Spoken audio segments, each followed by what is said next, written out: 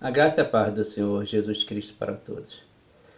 Hoje eu gostaria de trazer para os irmãos uma interpretação sobre o texto de Joel, capítulo 2, a partir do verso 28, mas uma interpretação que não seria somente espiritual, mas também literal.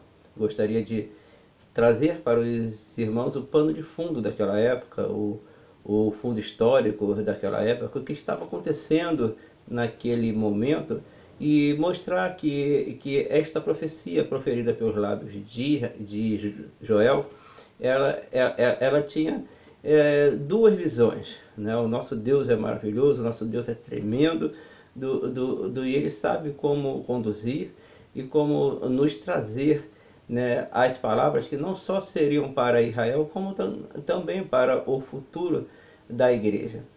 O profeta Joel, ele profetizou, né, teve o seu ministério por volta do século oitavo e nono, né?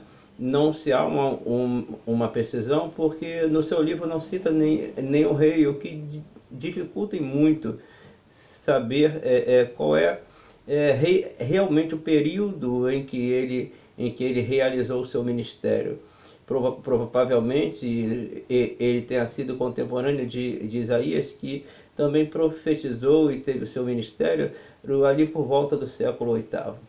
Mas falemos então de versículo por versículo para que nós possamos entender melhor aquilo que o Senhor profetizou ou proferiu pelos lábios de Joel. O versículo 28 diz assim: E há de ser que depois derramarei o meu espírito sobre toda a carne, e vossos filhos e vossas filhas profetizarão, e vossos velhos terão sonhos, e os vossos jovens terão visões.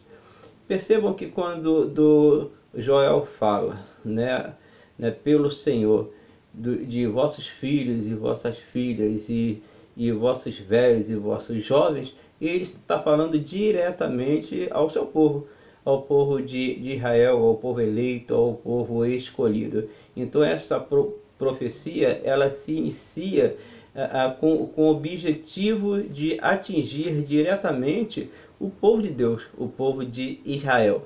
Logo depois ele fala assim: vossos filhos e vossas filhas profetizarão.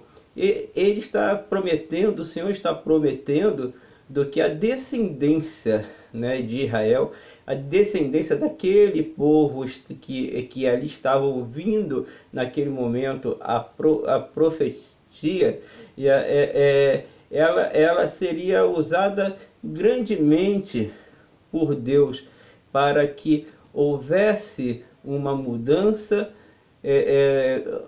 no povo, uma mudança na sua religião, uma mudança na crença e até mesmo uma mudança física e material para o povo de Israel. Depois ele fala sobre os velhos, dos que teriam sonhos. O que nós podemos entender, né, neste momento é que os velhos, vendo com toda a literalidade de que nós podemos perceber, ele diz que os velhos poderiam sonhar, poderiam ver mais à frente, poderiam ver, ter esperança de que haveria de fato algo diferente, que Deus faria diferença no seu povo. Os velhos poderiam sonhar com uma vida melhor, os velhos poderiam sonhar com ação de Deus na sua vida, poderiam sonhar com o Israel mais próspero, um Israel em paz, né? Então os velhos teriam esperança. O que lhes faltava naquele momento de fome, de tristeza e de angústia. Logo depois ele fala: os vossos jovens terão visões. Podemos ver aí também com uma certa literalidade, né? Os jovens que mais tarde, né, seriam usados por Deus, teriam visão, eles veriam mais adiante, eles fariam acontecer o futuro, poderiam vislumbrar e projetar um futuro grandioso para Israel. Então Deus está dizendo a ele, a sua descendência vai fazer com que Israel cresça, vai fazer com que Israel prospere, vai fazer com que novamente olhem para mim, vislumbrem para mim e recebam de mim as bênçãos. Lá no versículo 29, ele vai dizer ainda o seguinte: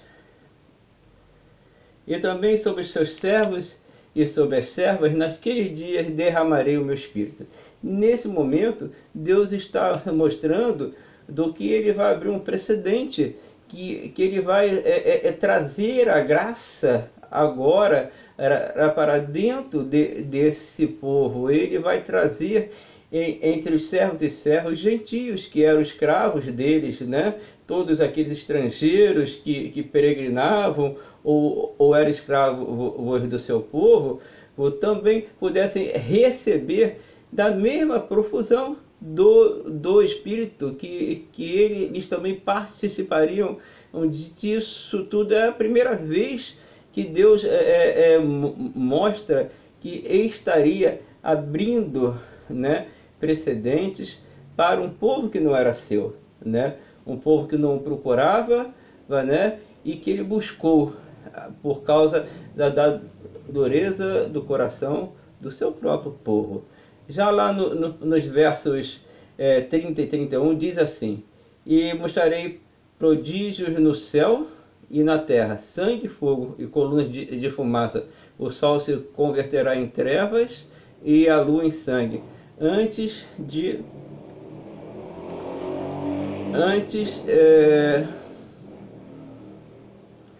que venha o grande e terrível dia do Senhor, né?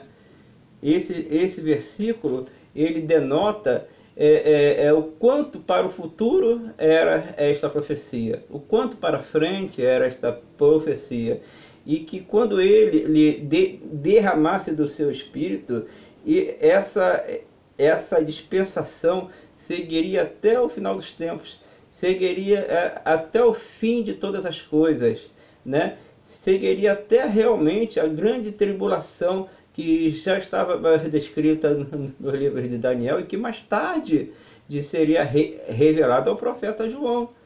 Não é isso? Veja só o que diz o verso 32, então. E há de ser que todo aquele que invocar o nome do Senhor será salvo, porque no monte Sião e em Jerusalém haverá livramento, assim como disse o Senhor, entre os sobreviventes, aqueles que o Senhor chamar. Então ele está dizendo que naqueles últimos dias, quando acontecerão esta profecia, quando Deus abrir a oportunidade para que aqueles que se arrependessem se fossem salvos, ele realmente receberia e chamaria não só aqueles que se arrependeram, como aqueles que provavelmente, certamente passarão pela provação, pela grande tribulação, e ele os chamaria e os salvaria. Essa é uma breve interpretação, uma curta interpretação, para que nós venhamos a entender que a palavra de Deus ela deve ser totalmente compreendida, não só visto pela parte espiritual, mas também precisamos reconhecer, né, isso, e entender a parte literal dela, aquilo que aconteceu na época, o seu fundo histórico, para que nós venhamos compreender o que motivou Deus a usar naquele momento o profeta para falar, né, para profetizar sobre o povo de Israel e sobre as coisas futuras. Né? Que Deus possa abençoar a todos. Eu sou o Bispo Luiz Tamburro, da Assembleia de Deus, Ministério Cristo Vive, de Bacaxá, Saquarema, Rua Alfredo Menezes, 307, em Bacaxá, próximo do Colégio Washington Luiz. Venha nos fazer uma visita, tá, né? Toda quarta-feira e todo domingo às 19h30. Estarei aguardando a todos. Deus os abençoe.